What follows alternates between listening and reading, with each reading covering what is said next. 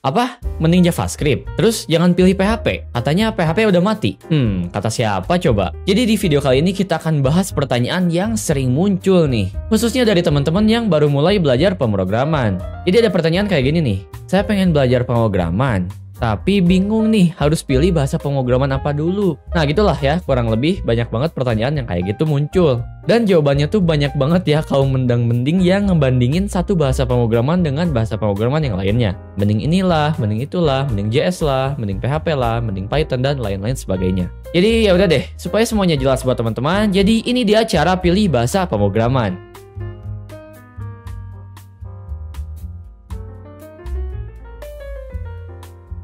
Sebetulnya saya sangat-sangat menyarankan kepada teman-teman semuanya yang baru mulai belajar pemrograman, itu jangan terlalu fokus dan terpaku ke sebuah bahasa pemrograman. Karena bahasa pemrograman itu hanyalah tools ya, atau alat untuk kita membuat sebuah perangkat lunak gitu. Tapi coba deh teman-teman berlatih ya untuk dasarnya itu ke logika atau ke logik pemrogramannya itu sendiri. Tapi balik lagi lah, di sini kita akan membahas ya jawaban dari pertanyaan yang tadi sebelumnya udah banyak banget ditanyain. Tentang gimana caranya pilih bahasa pemrograman yang tepat buat kita. Ya sebenarnya jawabannya cukup simpel sih ya. Karena semuanya balik lagi ya, tergantung dengan kebutuhan kamu. Nah di sini kita akan coba ya bahas beberapa bahasa pemrograman yang sekiranya cocok buat berbagai kebutuhan kamu nih. Nah yang pertama ini khusus untuk teman-teman yang minat ya menjadi seorang back-end developer yang punya cita-cita atau tujuan jadi back-end developer. Di sini ada beberapa opsi bahasa pemrograman yang bisa teman-teman pilih. Seperti misalnya PHP, Golang, Python, atau ada JavaScript juga. Itu beberapa opsi untuk bahasa pemrograman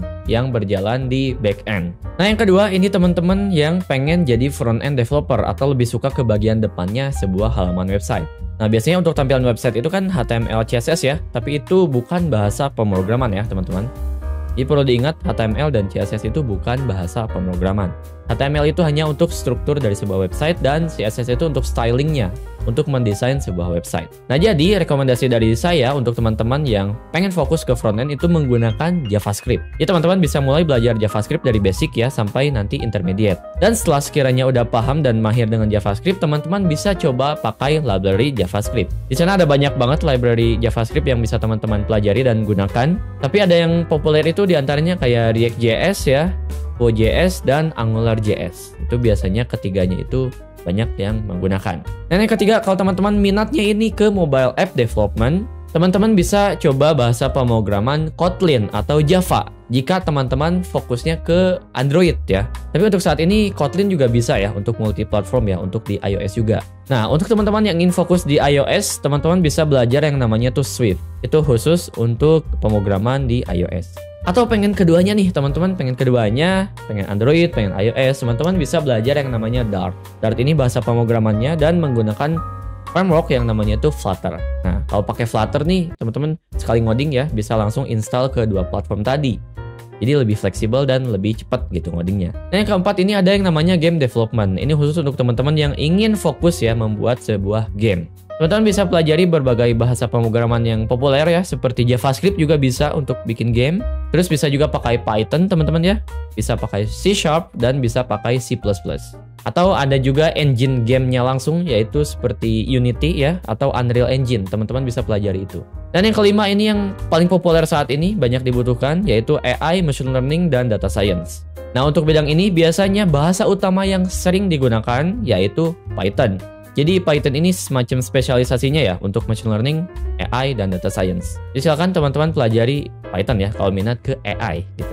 Nah dari yang udah dijelasin tadi, coba deh teman-teman explore dulu ya semua bidang-bidangnya itu. Dan pelajari bahasa pemrogramannya cukup basic-basicnya aja. Nah nanti setelah itu teman-teman bisa nih nentuin sendiri mana nih yang cocok dengan pribadi teman-teman.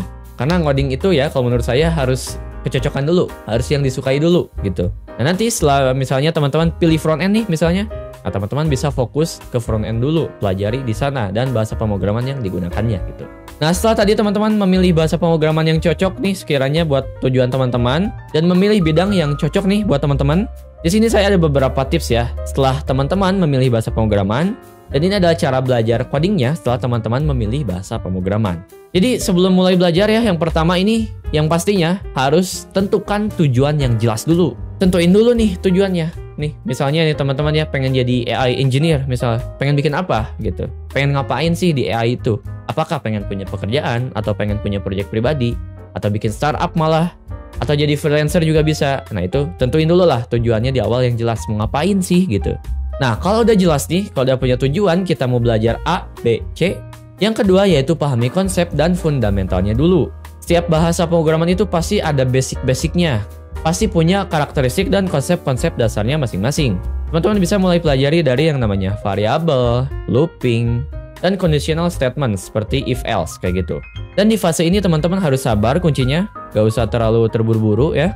Atau teman-teman gak boleh langsung loncat nih, langsung ke framework misalnya, atau ke materi yang lebih sulit. Nantinya bakal menyusahkan diri teman-teman sendiri juga gitu. Jadi gak apa-apa belajar pelan-pelan sambil berjalan, sambil belajar. Nanti sedikit-sedikit upgrade skillnya kayak gitu. Dan yang ketiga ini hands on ya, atau praktek langsung. Jadi jangan hanya belajar banyak teori atau nonton tutorial doang nih, tapi coba terapkan ke studi kasus yang sederhana, yang nyambung ke poin 4 nih, yaitu belajar bikin proyek kecil. Proyek kecil-kecilan ini bisa membantu kita berlatih untuk mengasah logika, dan sekaligus lumayan ya buat nambah-nambah portofolio. Bikin yang sederhana aja, kayak misalnya website portofolio, website untuk kita sendiri nih. Bisa bikin kalkulator sederhana juga pakai logika sederhana. Atau yang populer itu bisa teman-teman bikin aplikasi to-do list gitu, untuk melatih logika pemrograman teman-teman. Dan sekaligus punya portofolio. Yang kelima ini sering dilewat ya, termasuk saya sendiri sebetulnya, yaitu baca dokumentasi. Jangan lupa ya untuk membaca setiap dokumentasi dari bahasa pemrograman yang teman-teman pelajari, karena dokumentasi ini penting banget ya teman-teman. Di sana biasanya disediakan best practice-nya atau praktik terbaiknya untuk cara menerapkan bahasa pemrograman ke project teman-teman gitu. Teman-teman bisa langsung aja searching di Google ya, misalnya JavaScript Documentations, PHP Documentations, atau Python Documentations, dan lain-lain sebagainya. Itu menyesuaikan bahasa pemrograman apa yang teman-teman pelajari. Nah, biasanya di sana tuh udah lengkap ya, dokumentasi terkait bahasa pemrograman yang teman-teman sedang pelajari. Ini yang terakhir, yaitu latih problem solving dengan cara membuat project nyata, atau memecahkan masalah ya dengan membuat project setidaknya yang ada di sekitar kita. Latihan problem solving ini sangat-sangat bermanfaat ya untuk melatih logika kita, logik pemrograman kita, dan sekaligus critical thinking kita supaya bisa berpikir kritis gitu. Dan sekalian nih, kalau teman-teman udah merasa punya skill yang cukup mumpuni, coba deh teman-teman bangun project nyata yang sekiranya bisa digunakan oleh orang lain. Dan akan lebih bagus lagi kalau project teman-teman itu bisa menyelesaikan masalah yang ada di lingkungan sekitar kita. Nah, setelah bikin project-project itu kan bisa tuh nanti dimasukkan ke portofolio, yang ini penting banget ya buat nantinya kita showcase kepada klien kalau misalnya kita freelancer, atau untuk kita tunjukkan ketika nanti kita melamar kerja. Ini sangat-sangat bermanfaat. Nah itu dia tadi beberapa tips untuk teman-teman yang masih bingung nih cara memilih bahasa pemrograman yang tepat kayak gimana. Semoga video ini bisa membantu teman-teman yang masih kebingungan ya, dan membantu teman-teman yang baru mulai belajar pemrograman tentunya. Jangan lupa like video ini kalau teman-teman suka, dan silahkan komentar kalau ada pertanyaan yang lainnya, atau misalnya mau ada request ya tentang konten lainnya kedepannya kita bahas apa, silahkan tulis di kolom komentar. Jangan lupa subscribe juga ke channel Kodepolitan, nyalakan lonceng notifikasinya supaya nggak ketinggalan video terbaru dari channel Kodepolitan. Sampai jumpa di video selanjutnya, dan mending jadi solusi.